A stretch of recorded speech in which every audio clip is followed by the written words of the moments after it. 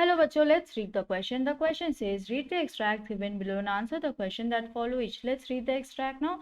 Do this and the wind will be friend with us. The wind blows out weak fires. He makes strong fires roar and flourish. His friendship is good. We praise him every day. So ये करो, इससे जो wind है वो हमारा दोस्त बन जाएगा और जो wind है वो पुट आउट कर देता है, बुझा देता है वीक फायर को, और जो स्ट्रॉन्ग फायर होता है उसे वो रोर करवाता है, जैसे कि गरजाता है और उसे और फ्लरिश कर देता है और बड़ा बना देता है, राइट। और उसकी जो फ्रेंडशिप है ना वो बहुत अच्छी है और हमें उसे हर रोज प्रेज करना चाहिए। सो क्या की पॉइंट्स हम ध्यान में रखेंगे इस एक्सट्रैक्ट से जुड़े कोई भी क्वेश्चन का आंसर लिखते वक्त? सबसे पहला बात, हमें अपने आप को स्ट्रॉन्ग बनाना चाहिए, स्ट्रेंथन करना चाहिए, ताकि हमें विंड जो है वो शेक ना कर पाए और हम उसके साथ फ्रेंडशिप कर पाए। If we strengthen ourselves and become strong enough not be shaken by wind, it will be friends with us. दूसरी बात, यहाँ जो विंड है वो बता रहा है कि वो हार्डशिप है, जैसे कि स्ट्रॉन्ग पीपल है वो स्ट्रॉन्गर बन जाते हैं अगर ये हार्डशिप को फेस करते हैं, और जो वीक पीपल है वो स्टैगर करते हैं।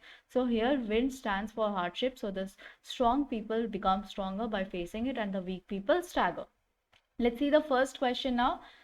What does this stand for in the first line of the stanza? Why will the wind be friend with us if we do this? So this क्या है first line of stanza में, और ये जो this है इसको करने से हम हवा से किस तरह दोस्ती कर सकते हैं? So ये दिस जो है वो ये है जो स्ट्रेंथन करना है हमें अपने हाउस को, अपने लाइफ को, अपने हार्ट्स को, ताकि हम विंड को फेस कर पाए।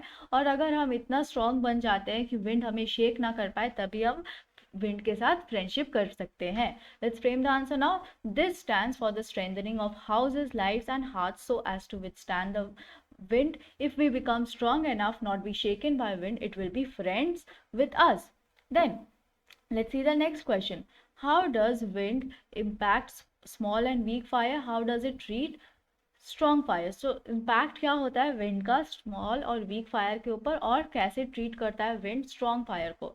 सो जो विंड है वो बुझा देता है स्मॉल और वीक फायर को, उनको डोमिनेट करता है वो। और दूसरी तरफ अगर देखा जाए जो स्ट्रॉन्ग फायर होता है उसे और ज़्यादा बड़ा बना देता है, फेरोशियस बना देता है, स्ट्रॉन्ग बना देता है, क्योंकि लिए जो स्ट्रॉन्ग फायर होता है उसके सामने वो गिव अप नहीं करता उसके फोर्स के सामने, बल्कि वो सामना करता है और अपने फ्लेम्स को और बड़ा बना देता है ना, विंड के मदद से वो बड़ा बना देता है अपने फ्लेम्स को, और वो ऊंचाई तक छू लेता है, सोर हायर, और वो स्ट्रॉन्गर, वो खुद को ग्रो कर लेता है स्ट्रॉन्गर, राइट।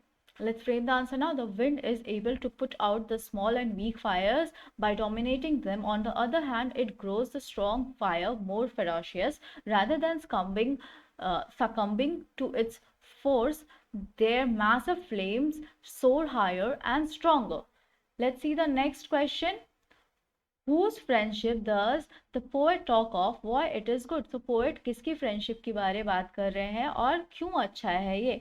So poet जो है वो बात कर रहे हैं friendship wind के साथ, और ये friendship इसलिए तभी possible है जब लोग emotionally और physically fit और strong होंगे, ताकि वो interact कर सके boldly wind के साथ as a friend, है ना, बिना उसके सामने गिव अप किए हुए और डिस्ट्रॉय हो जाने पे फोर्स से, उसके फोर्स से, तब हम फ्रेंडशिप नहीं कर सकते, बल्कि हम एक्ट करेंगे एज अ प्री विंड के सामने, right. Let's frame the answer now. The poet talks about friendship with the wind. The friendship is only possible when people are emotionally and physically fit and strong enough to interact boldly with wind as a friend instead of failing prey to its destructive force. Now, let's see the next question.